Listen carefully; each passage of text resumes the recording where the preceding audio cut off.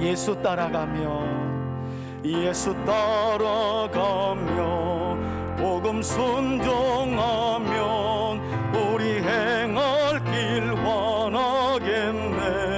주를 의지하며 순종하는 자를 주가 늘 함께 하시리라. 의지하고 순종하는 길은 예수 안에 즐겁고 복된 길이로다.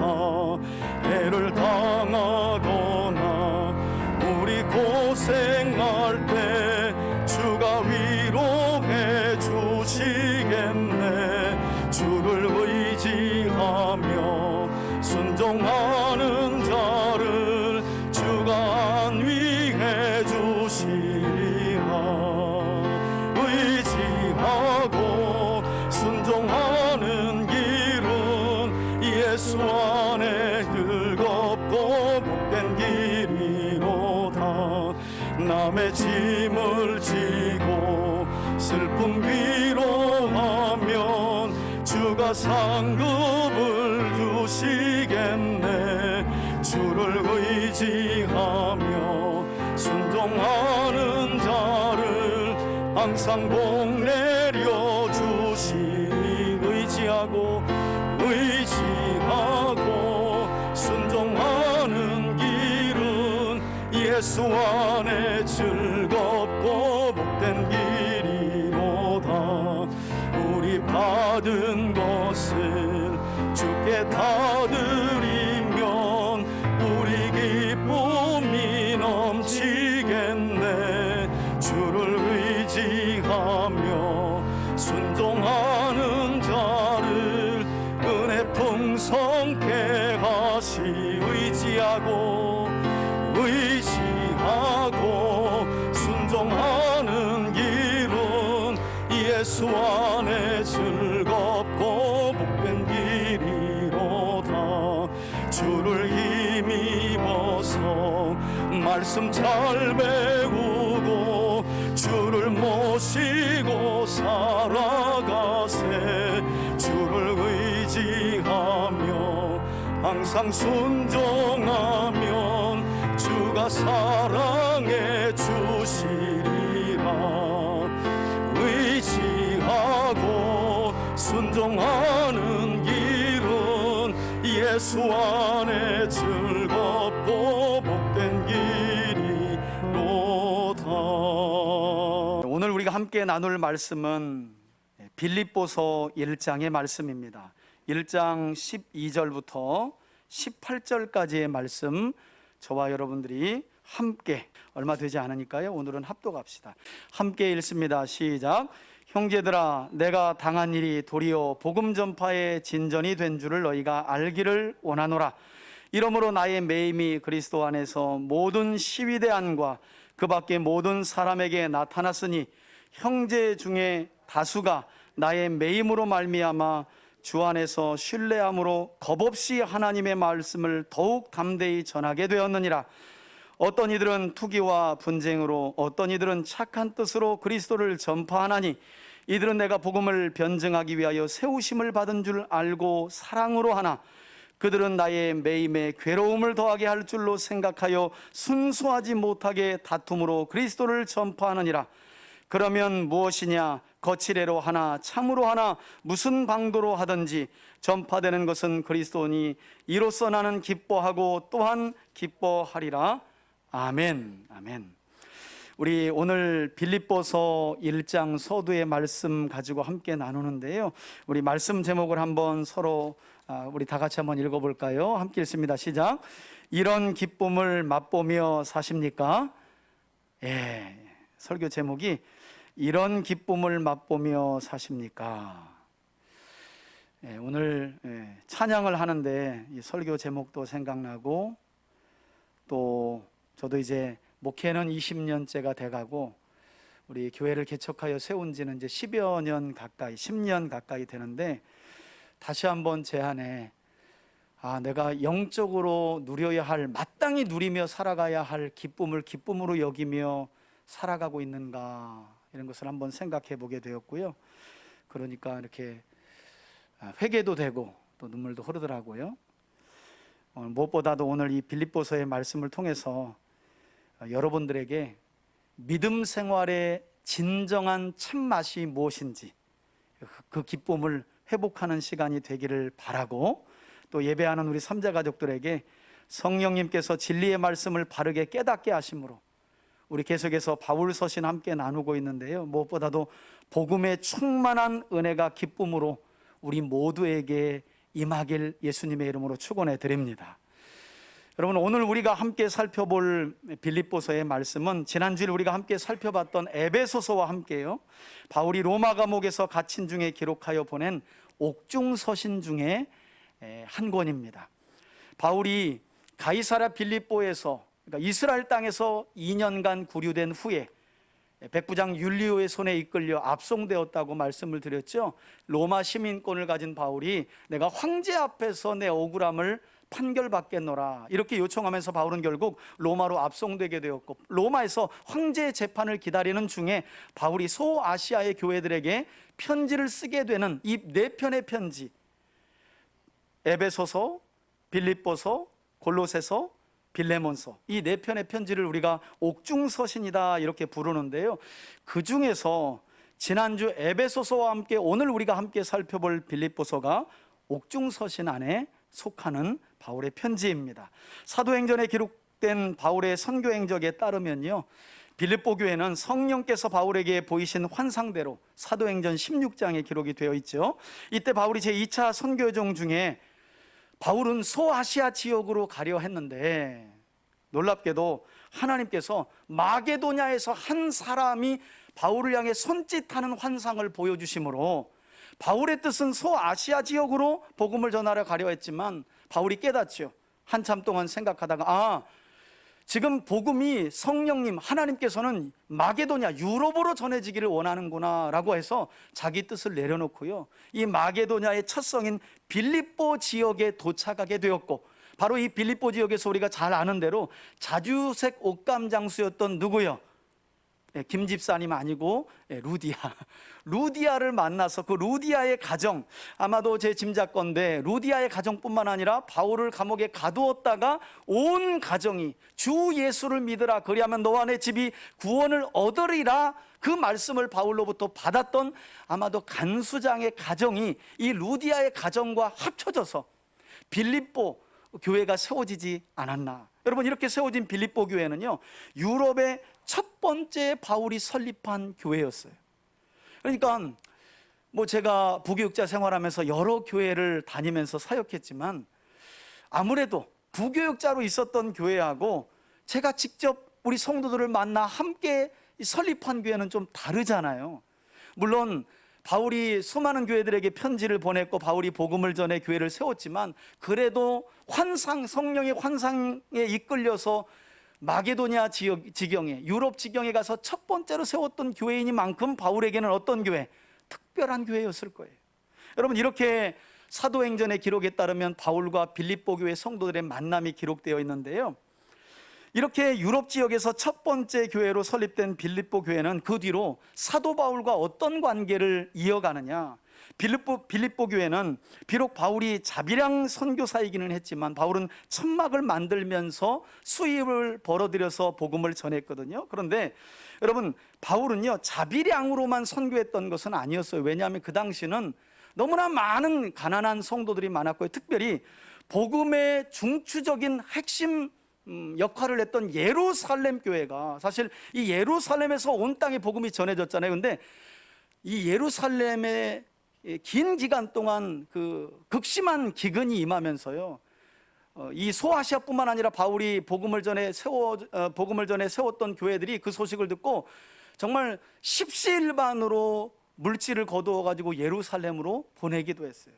여러분, 이때 중추적인 역할을 하고 굳이 강요하지 않아도 놀랍게 사도 바울에 따르면 고린도 후서의 말씀에 따르면요, 이 빌립보 교회는 예루살렘 교회의 어려운 이야기를 듣고 바울은 이렇게 고린도 교회 성도들에게 구제연금을 요청하면서 빌립보 교회 이야기를 넌지시 건네요. 뭐라고 건네냐면 그들은 환난과 많은 어려움 그리고 극심한 기근 중에도 자기들도 기근이 있었다는 거예요. 그런데 넘치는 기쁨과 넉넉한 마음으로 예루살렘 교회 성도들을 돕기 위해 구제연금을 보냈다라고 바울은 고린도 교회 성도들에게 보내는 편지에서 이처럼 빌립보 교회 성도들을 극찬하고 있는 것을 볼 수 있어요.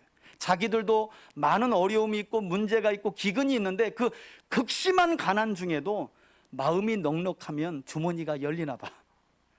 그러니까 여러분, 밥 잘 사고 안 사는 사람들 보면 딱 알잖아요. 돈 많다고 밥 잘 사요? 그렇지도 않아. 돈 많으면 자기 치장하는데 바빠. 이상하게 마음이 넉넉한 사람들이 밥 잘 사더라고. 저는 우리 교우들이 마음이 넉넉한 하나님의 사람들이 되시길 주의 이름으로 축원해 드립니다. 돈 나갈까 봐 아멘 안 하네. 당장 밥 사달라 그럴까 봐.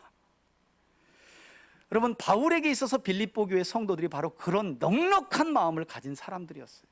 사실 오늘 설교 제목이기도 한데요, 이들은 이처럼 믿음 생활하면서 진짜 맛봐야 할 것을 맛본 사람들이었다는 거예요. 바울과 함께. 놀라운 거죠. 뿐만 아니라 그들은 조금 전 제가 설명드린 것처럼 바울이 자비량 선교를 진행했지만 언제나 바울이 어디로 가든지 바울의 선교를 위해 기도했던 사람들이었고요. 물심양면 바울을 언제나 후원했고 동역했던 아주 귀한 교회였어요. 여러분, 이처럼 사도 바울과 빌립보 교회는 그 어떤 교회들보다 더 깊은 신뢰의 관계를 가졌는데, 그로 인해서 사실 오늘 이 빌립보 교회의 성도들은요, 로마에 갇힌 중에 있는 사도 바울을 위로하고 또 자신들이 거둔 구제연금을 전달하기 위해 빌립보 교회의 지도자로 보이는 에바브로디도를 바울에게 보냈던 거예요. 여러분, 지금 이 사도 바울이 로마의 감옥에 갇혀서 황제의 재판을 기다리는 중에 빌립보서를 보냈잖아요. 근데 이 빌립보서를 보내는 내용을 보면 이미 빌립보 교회 성도들이 사도 바울을 위한 선교헌금과 예루살렘 교회를 돕기 위한 구제헌금을 에바브로디도라고 하는 담임 목사 손에 맡겨서 감옥에 갇힌 바울을 위로하면서 그것을 전달하러 왔다는 거예요. 물론 그 이후의 내용을 보면 이 에바브로디도가 먼 거리 연약한 몸으로 와서인지 바울 앞에 그냥 고꾸라져요. 거의 거반 죽게 생겨요. 이때는 바울이 뭐 어떤 기도를 해도 잘 안 낫는 거예요. 그래서 바울이, 여러분 빌립보서를 보면 아주 크게 심려합니다. 아니, 빌립보 교회의 지도자가 자기를 후원하기 위한 빌립보 교회 성도들의 선교헌금과 예루살렘 교회를 위한 구제헌금을 가지고 잘 도착해서 전달했는데 그 앞에서 꼬꾸러진 거예요. 거반 죽게 생긴 거예요. 그래서 바울이 어떤 생각까지 하냐면 에바브로디도가 살아날 것 같지 않으니까, 그런데다가 빌립보 교회는 기다리겠죠? 이때나 저때나 에바브로디도 지도자가 바울을 면회하고 바울의 상황이 어떤지 그 소식을 전해오기를 기다리는데 안 오는 거예요. 오히려 거의 죽을 병에 걸렸다는 소식을 듣게 된 거예요. 그러니 얼마나 염려가 크겠어요. 그래서 빌립보서 안내 내용을 보면, 이후에 진행되는 내용을 보면 바울이 에바브로를 대신해서 빌립보 교회 성도들이 염려하니까 디모데를 좀 먼저 보낼까 하는 생각도 했다 그래요. 그런데 놀랍게도 이런 생각을 하고 있을 때쯤 하나님이 누구를 살려주셔요? 바울을 찾아와 면회하고 선교헌금과 구제헌금을 전달했던 빌립보 교회 지도자로 보이는 에바브로디도를 회복시켜 일으켜 세워주신 거예요. 지금 그를 통해 이 빌립보서를 쓰고 그의 손에 쥐어주고 빌립보 교회에 지금 편지를 보내고 있는, 그 편지를 우리가 지금 보고 있는 거예요. 여러분, 그러다 보니까 이 사도 바울도 빌립보 교회와는 이게 끈끈한 게 보통이 아니에요.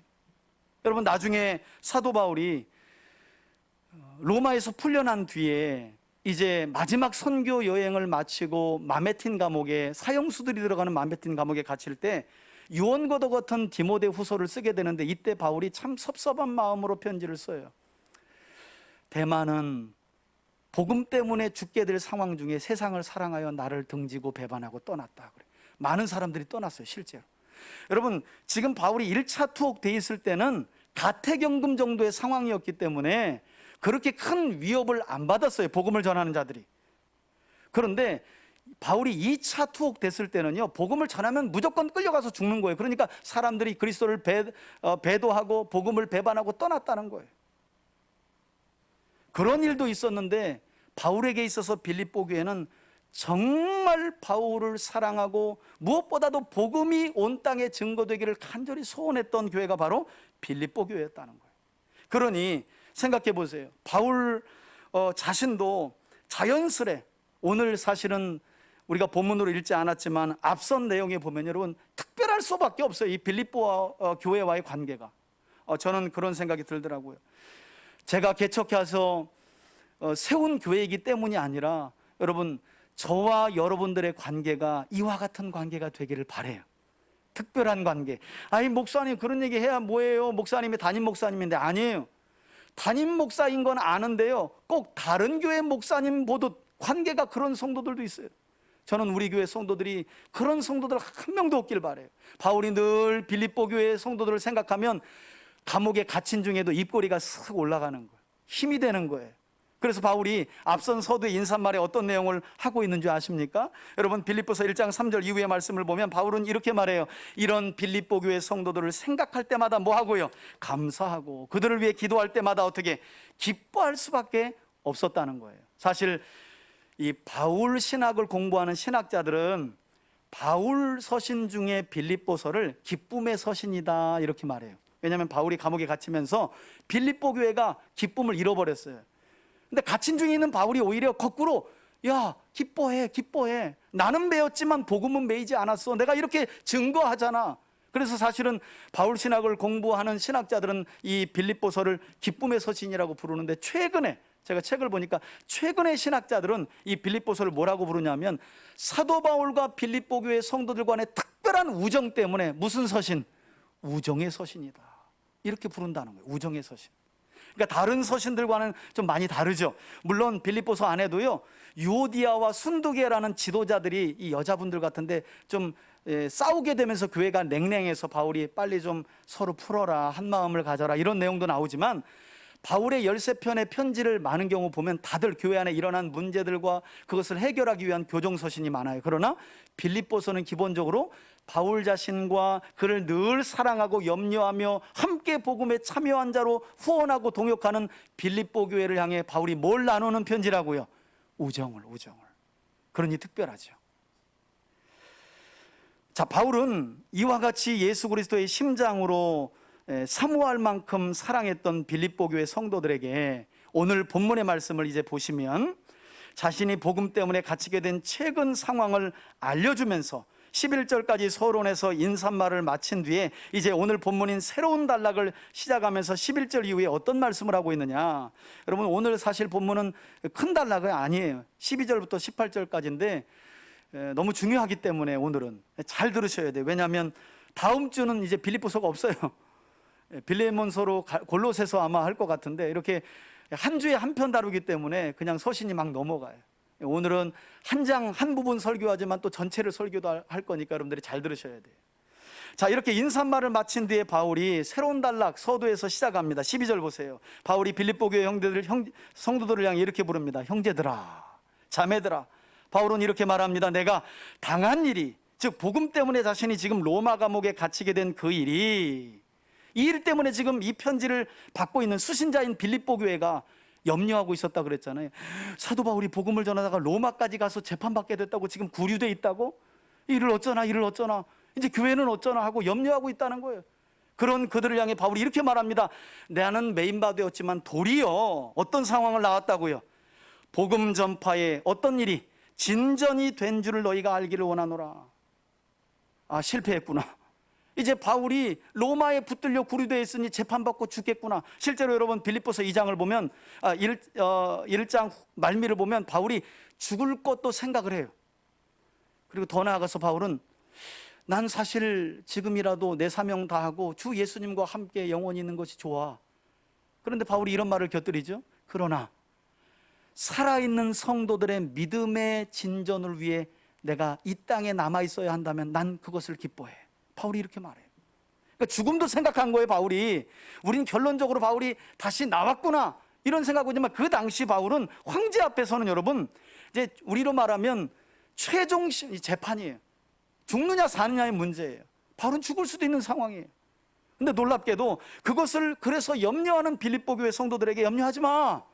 나는 매여 있지만 도리어 이 상황이 어떤 놀라운 반전을 이루어냈느냐? 복음의 진전이 있었다. 이걸 너희들이 알길 원해.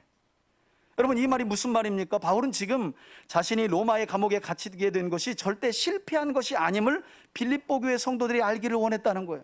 나는 붙들려 있지만, 복음을 전하다 붙들려 있지만 이게 하나님 나라의 일의 실패는 아니다. 왜냐하면 복음의 진전이 있기 때문에. 오히려 바울은 자신이 이처럼 감옥에 갇히게 됨으로 인하여 놀랍게도 당시 제국의 심장부였던, 온 세상을 다스렸던 로마의 한복판에서 복음을 전할 기회가 만들어졌다는 사실을 이처럼 빌립보 교회 성도들에게 전하고 있는 거예요. 그들을 위로하고 소망을 주기 위해서.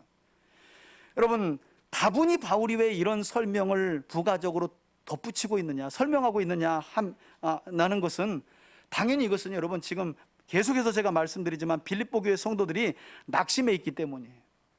교회의 수장이었던 바울이 복음을 전하다가 로마 감옥에 갇혀 있으니 완전히 교회들이 냉랭해진 거예요. 이제 끝났구나, 교회는. 그러나 바울은 끝나지 않았다는 거예요. 복음의 진전이 있었다는 거예요.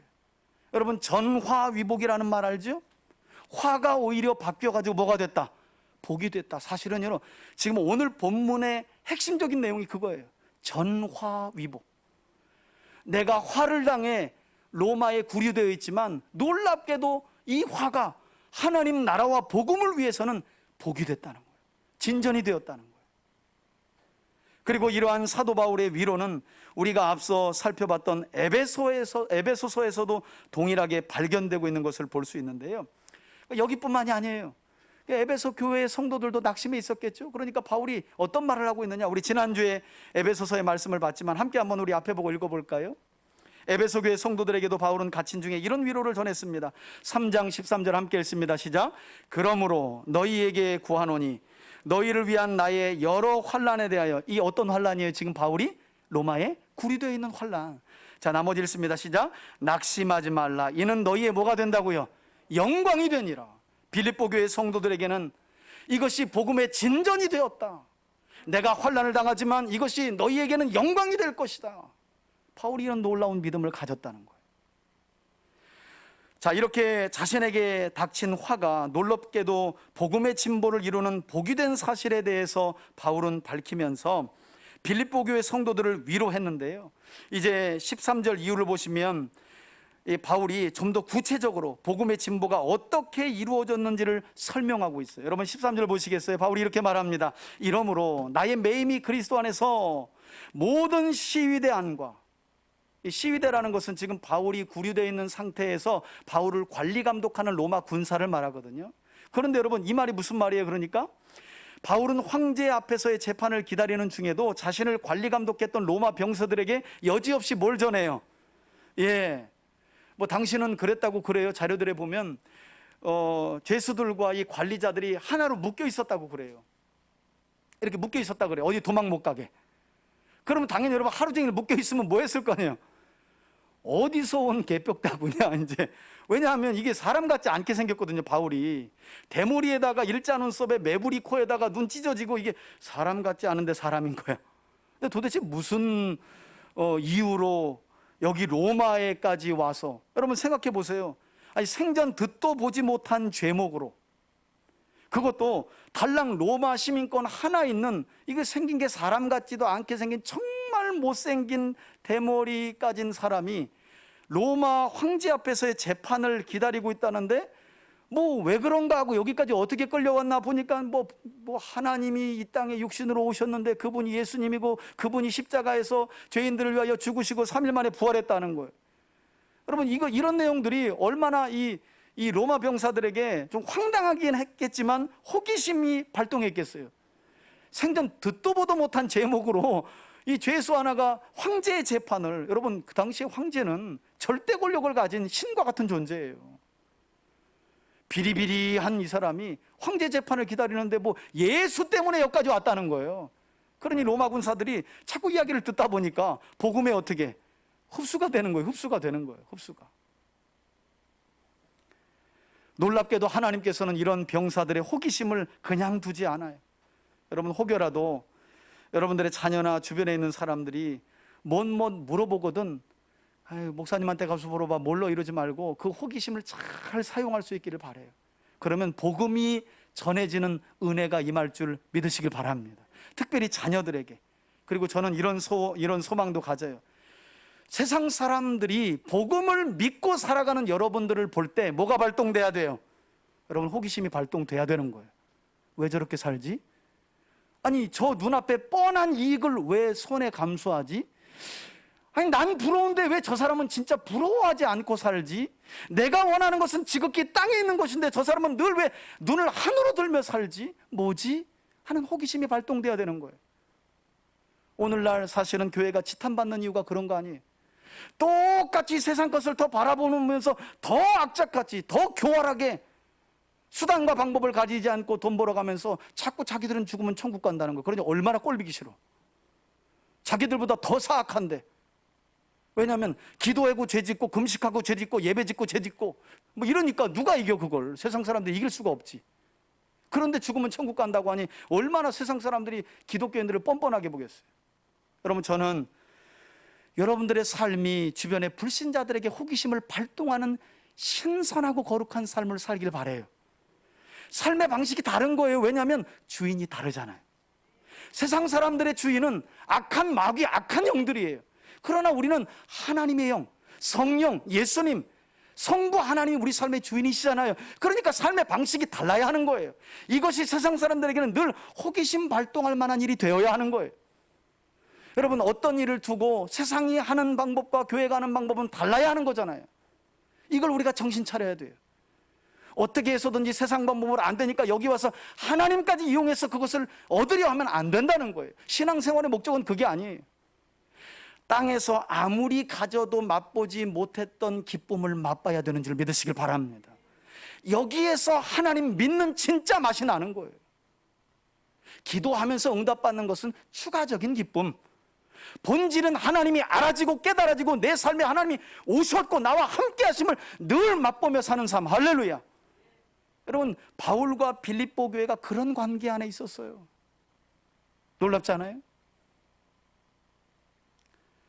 자, 뿐만 아니라 이어지는 말씀을 보면 바울은 지금 갇힌 중에 시위대 사람들의 로마 군사들에게만 복음이 전해진 것이 아니라 복음의 진보가 누구에게도 있었느냐? 그 밖에 로마에 있는 모든 사람, 곧 갇힌 중에 있는 바울을 찾아왔던 로마의 모든 사람들에게도 바울은 복음이 증거되고 나타났다고 말해요. 그러니까 여러분, 낙심하지 마세요. 때로는 우리가 잘못된 선택을 하여 우리의 삶이 얼그러질 때도 있어요. 그러나 여러분, 하나님 그렇게 허접한 분 아닌 줄 믿으시길 바랍니다.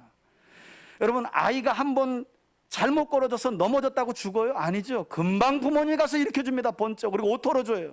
하나님은 이것보다 더 섬세하게 디테일하게 우리의 삶을 이끄시고 인도하시는 분이신 줄 믿으시길 바랍니다. 절대 한 번에 넘어졌다고 여러분 인생 망하지 않아요. 그것이 여러분들의 잘못된 실수로 인한 것일지라도.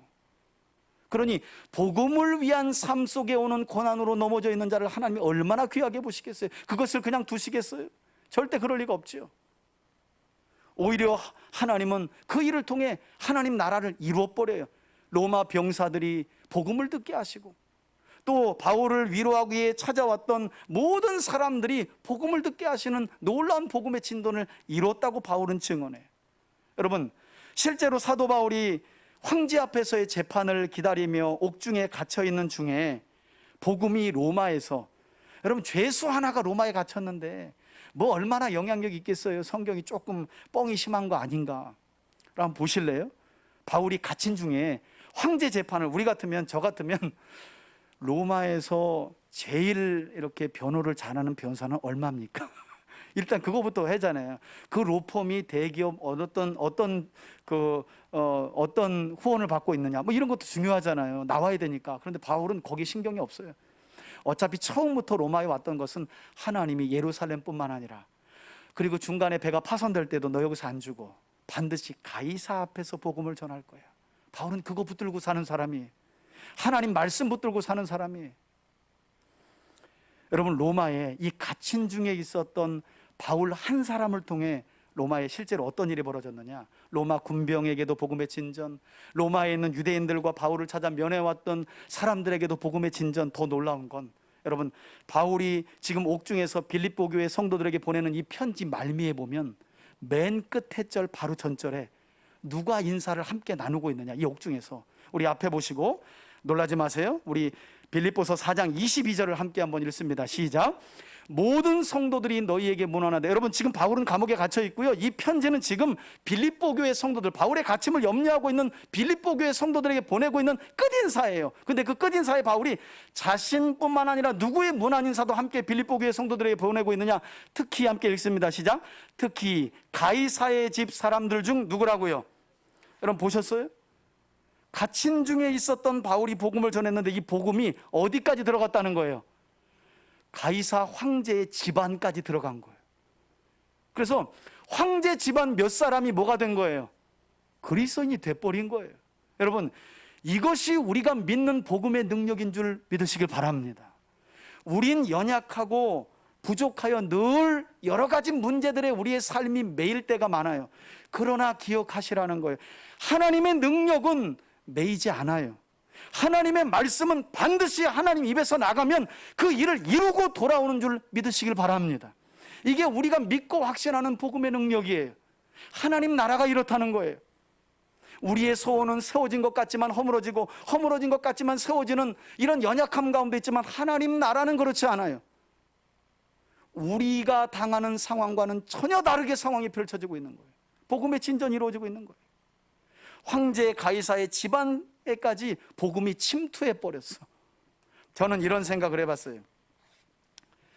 만일 바울이 일상처럼 일반적인 신분을 가지고 로마 시민권을 하나 가지고, 뭐 자기가 전한 건 아니지만 사도행전 2장에 오순절에 왔던 나그네들이 사도들의 말을 듣고 예수가 메시아라는 소식을 듣고 로마에 가서 교회를 세웠잖아요. 이제 바울이 그래도 한번 가야 되잖아요. 그래야 땅끝까지, 서바나까지 바울이 복음을 전할 거니까. 로마에 있는 사람들에게 로마서를 쓸 때 그랬잖아요. 내가 너희에게도 들렸다가 서바나, 당시 땅끝까지도 가서 내가 복음을 전할 거다. 그럼 로마 교회는 반드시 바울이 거쳐야 할 교회였거든요. 한번 생각해 보시라고요. 바울이 일반적인 로마 시민권 하나 가지고 여러분 로마에 당도했다. 그 황제를 볼 수 있겠어요? 그 신분 가지고? 황제의 집안 사람들은 신분 차이가 나서 바울은 볼 수도 없어요. 바울이 무엇이었기 때문에, 어떤 신분이었기 때문에.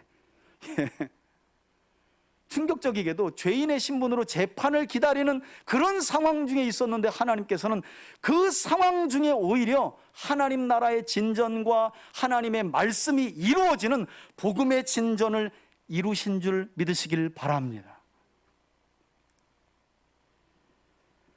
그러니 참 매인 것도 은혜다.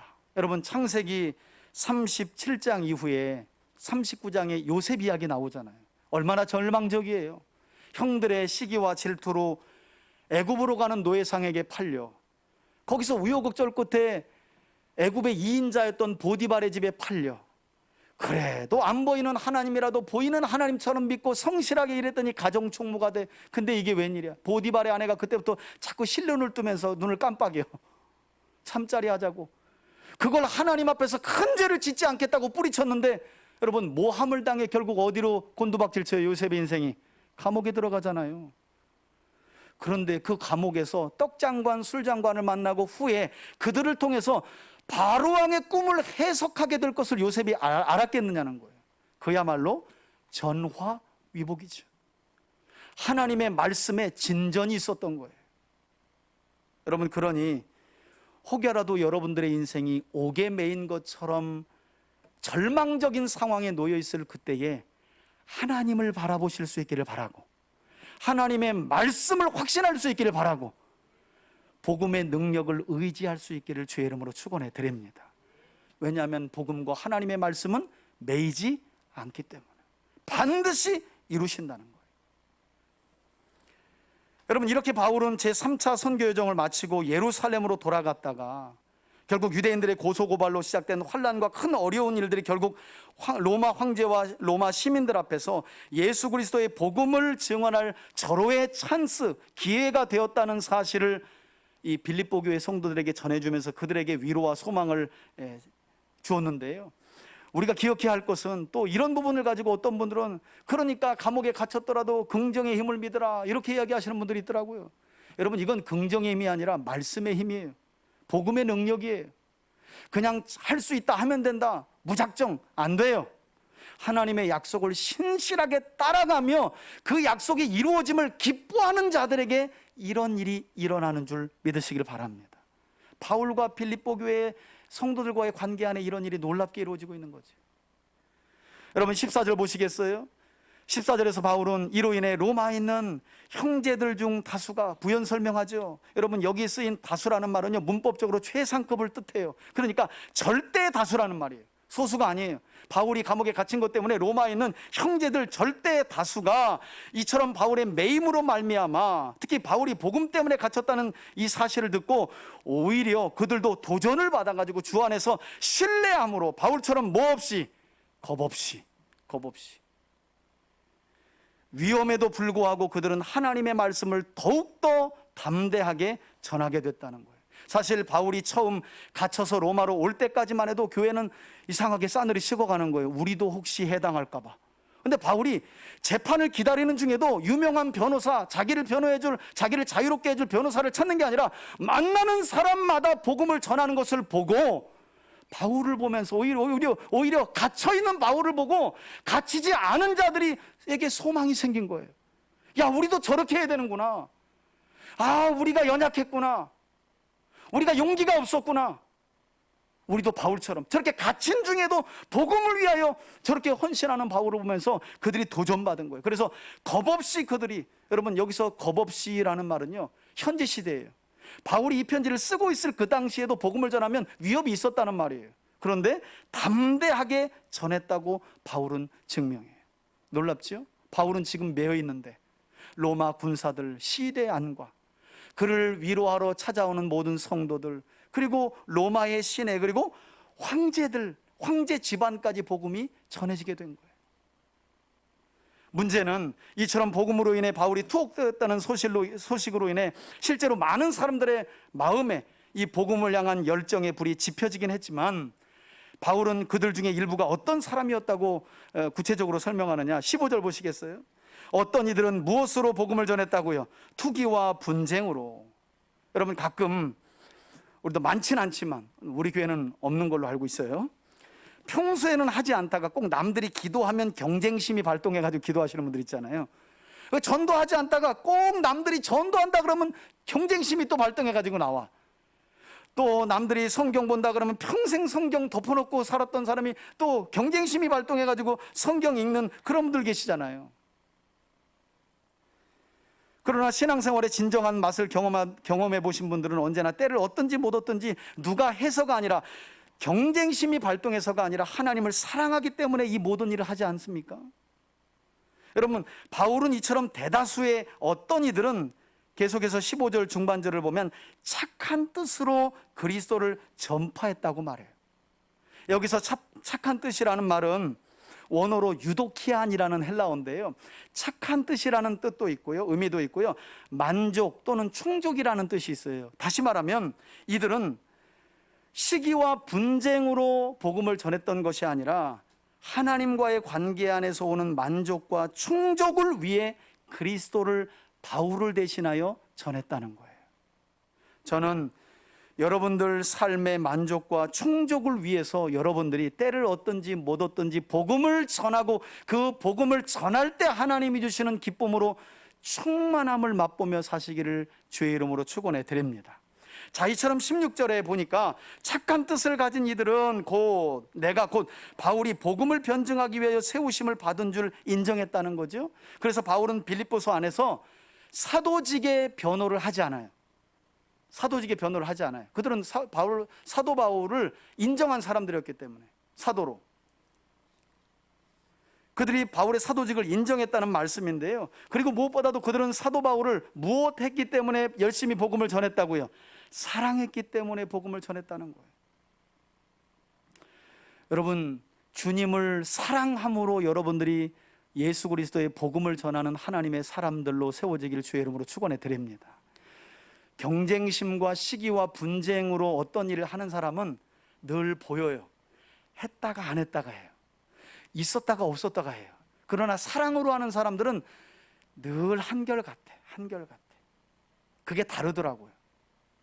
저는 우리 3대 교회 성도들이 여러분들에게 맡겨주시는 하나님의 일들과 또 기본적으로 신앙생활을 하면서 해야 할 모든 일들이 이 예배마저도 주님을 사랑함으로 드리는 그런 예배가 될 수 있기를 예수님의 이름으로 축원해 드립니다. 문제는 17절에 앞서 바울이 시기하고 질투하며 복음을 전했던 그들에 대해서 뭐라고 하느냐? 그들은 어떤 목적으로요? 오히려 나에는 바울의 매임에 괴로움을 더하게 할 줄로. 지금 바울이 복음을 전하다가 감옥에 갇혀 있기 때문에 밖에서 복음을 전하고 더 시끄러워지면 바울이 더 중죄인으로 이렇게 낙인 찍혀서 어쩌면 바울이 죽었으면 좋은 거예요. 왜냐하면 지금 남의 나와바리에 와가지고 모든 성도들의 마음이 바울을 쳐다보고 있으니까 그간 이렇게 복음을 전했던 사람들이 약간 마음이 빈정상한 거예요. 그래서 복음을 열심히 전하면 오히려 바울이 더 괴로울 줄 생각하고 복음을 전했다는 거예요. 그래서 바울이 그 이야기를 또 다 들었네. 이런 건 듣지 말아야 되는데 누가 알려줬어? 감옥에 누구예요? 이런 일들은 좀 전해주지 않으면 좋은데, 아니 복음 전하다가 감옥에 갇혀서 지금 재판 기다리고 있는데 이런 것까지 또 전해준 사람이 있었나 봐. 근데 놀라운 건 바울이 이렇게 말해. 그들의 순수하지 못함을 내가 알지. 그러면서 바울은 그리고 다툼으로 그리스도를 그들이 전파한다고 말해요. 여러분, 다툼으로 전파한다는 말은 풀어서 설명하면 사리사욕, 돈 벌려고 복음을 전했다는 거예요. 하지만 바울은 이어지는 마지막 18절에서 어떤 말씀으로 이런 자들을 향해 결론을 내리고 있느냐? 18절 보시겠어요? 바울은 이렇게 말해요. 지금 바울이 갇힌 것 때문에 도전받고 감동되어 착한 뜻으로 복음을 전하는 자들도 있었고, 다른 한편에서는 시기와 분쟁으로 바울을 더 괴롭게 하려고 복음을 전하는 자들, 사리새욕을 채우려고 복음을 전하는 자들이 있었다는 거예요. 그 소식을 다 들었어요. 그런데 바울은 이렇게 결론을 내려요. 그러면 무엇이냐? 이전 개역 한글 성경에는 거칠애가 아니라 외모라고 나와 있어요. 외모, 즉 거칠애로 하나 참으로 하나 무슨 방도로 하든지 바울은 이게 기쁘다는 거예요. 시기와 분쟁과 자기를 더 괴롭히려고 복음을 전하나, 착한 뜻으로 전하나, 전파되는 것은 누구이니? 그리스도이니. 이로써 나는, 바울은 지금 감옥에 갇혀 있지만 어떻게 한다고요? 한번 따라합시다. 기뻐하고 또한 기뻐하노라. 어떤 분들은 이 구절을 오해하셨더라고요. 그러니까 마치 신천지와 같은 이단처럼 수단과 방법 가리지 않고 사람들을 속여서라도 교회에 데려오면 장땡이다. 여러분, 바울은 이런 말 하고 있는 게 아니에요. 오해하지 마세요. 거짓말하면 안 돼요. 속이면 안 돼요. 마치 교회에 오면 막 당장 인생 문제 쪽날 것처럼, 완전 해결될 것처럼, 여러분 그러면 안 돼요. 기도하자 하고 인도해야 돼요.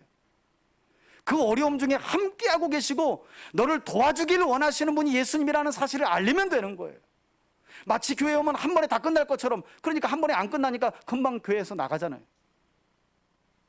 여러분, 오히려 바울은요, 지금 어떤 이들은 오로지 바울을 괴롭게 할 심정으로 복음을 전했는데, 바울은 복음만 전해질 수 있다면 자신이 이처럼 비방받고 비난받는 것 정도는 아무렇지 않다는 고백을 하고 있는 거예요. 나는 괜찮아. 내가 유명해지는 게 뭘 그렇게 중요하고, 내가 사람들의 시기와 분쟁과 질투의 대상이 되는 게, 비방받는 게 뭘 그렇게 중요해? 전파되는 게 그리스도면 되는 거지. 여러분, 이웃교회가 잘 되면 박수 쳐주고 기뻐해야 할 줄 믿으시길 바랍니다. 이게 영업하는 거 아니잖아요. 경쟁사 생긴 거예요? 한국교회가 꼭 그렇잖아요. 경쟁사죠, 경쟁사.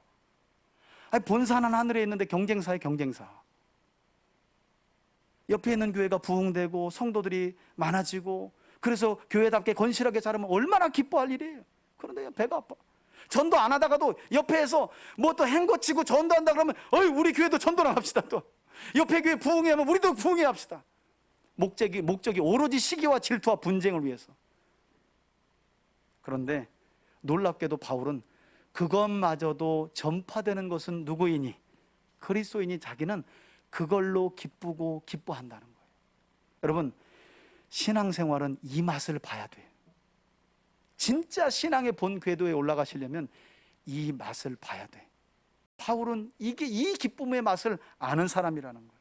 여러분, 바울은 지금 자신이 풀려나기를 기도했고, 그래서 그것이 응답받았기 때문에 기뻐하고 기뻐한 것이 아니었어요.